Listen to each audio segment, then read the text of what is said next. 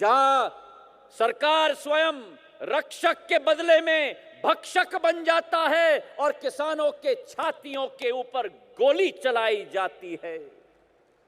एक ऐसा भारत, एक नया इंडिया जहां महिलाओं के ऊपर दिन दहाड़ा बलात्कार किया जाता है, जो पाकिस्तान भारत पर बार बार उत्साहवर्धन के अलावा हर बार उकसाने की कोशिश करती है।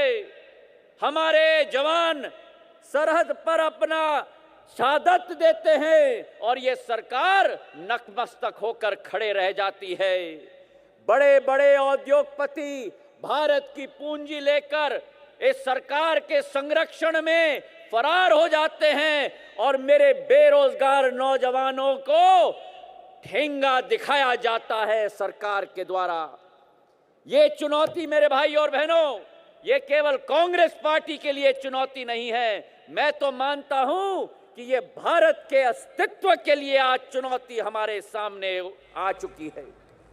जो अच्छे दिन के ढंढोरा पीटते हैं, मैं उनसे पूछना चाहता हूं कि हमने महंगाई वाली गर्मी देखी है, हमने दुखों की बरसात देखी है, हमने नोटबंदी की सर्दी देखी है, लेकिन आज तक अच्छे दिन नसीब नहीं हुए हमारी देश की जनता को। मैं उनसे पूछना चाहता हूं, एक नई इंडिया की सोच विचारधारा, जहां एक तरफ सबका साथ और सबका विकास की बात की जाती है और दूसरे तरफ असहिष्णुता का वातावरण तैनात किया जाता है, जहां रोहित वेमुला और जुनैद जैसे मेरे भाइयों को, जिनकी समस्त मेरी यहाँ उपस्थित जनता जनार्दन, जो बड़ी तादाद में हमारे अध्यक्ष की बात को सुनने आए हैं, आज वक्त है बदलाव का और वक्त है जिन लोगों के चेहरे पर मुखौटे लगे हुए होते हैं, उन मुखौटों को उतार कर सच्चाई का आईना उन लोगों को दिखाने का समय आ चुका है। मेरे क्षेत्र के निवासी, ये वो समय है जहां आपके सामने एक प्रत्याशी राज बब्बर जी के रूप में कांग्रेस का प्रत्याशी है, राहुल गांधी जी के प्रत्याशी हैं, पर सबसे महत्वपूर्ण इस अंचल, इस माटी और जन जन के प्रति भोपाल के और विदिशा के पेपर में बड़े बड़े विज्ञापन लगाए थे, बने। मुझे तो एक गाना याद आता है, हमारी बॉलीवुड की एक फिल्म थी 1980 की, राजा साहब, कमलनाथ जी, उसका नाम था हम किसी के से कम नहीं, और गाना का नाम था क्या हुआ तेरा वादा वो कसम। वो अब दोबारा बोलो,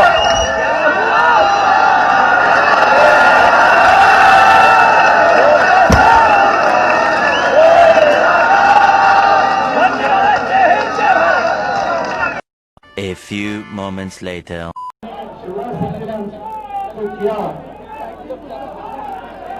अपने बड़े सम्मान के साथ आमंत्रित कर रहा हूं।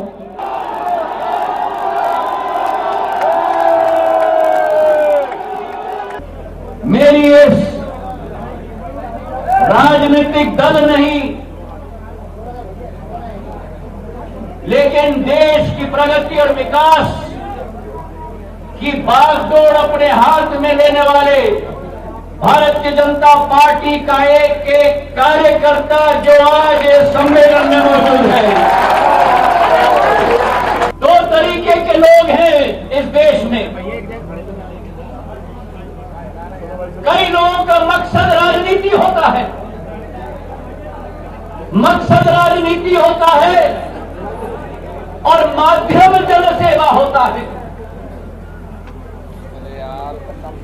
लेकिन ये मैं गर्व से कह सकता हूं, थोड़ा आगे हो जाओ आप, इसमें चाहे अटल बिहारी वाजपेयी जी हो, चाहे वर्तमान के प्रधानमंत्री नरेंद्र मोदी जी हो, चाहे सिंधिया परिवार के सदस्य मेरी दादी पूर्व राजमाता विजय राजे सिंधिया जी हो, मेरे पूज्य पिताजी, और चाहे वर्तमान सिंधिया परिवार का मुखिया होने के नाते हमारा लक्ष्य राजनीति नहीं है, हमारा लक्ष्य जन सेवा है और राजनीति केवल माध्यम के रूप में है उस लक्ष्य की पूर्ति करने के लिए समर्पित। और ये लोग बार बार कोशिश कर रहे हैं लोगों के चरित्र को धूमिल करने के लिए। मैं इनको कहना चाहता हूं कि टाइगर अभी जिंदा है। देखिए, ये किसी की टीम नहीं है, ये जनता की टीम है। ये सरकार के मंत्री नहीं है, ये है जनता के सेवक। और उसी भावना के साथ हम लोग जनता के विकास और प्रगति के लिए जूझेंगे। जो अन्याय और जो झूठ और फरेब पिछली 15 महीने की सरकार ने की थी, उसका केवल पर्दाफाश नहीं करेंगे, लेकिन जनसेवा को अंततः तक हम लोग पहुंचाएंगे।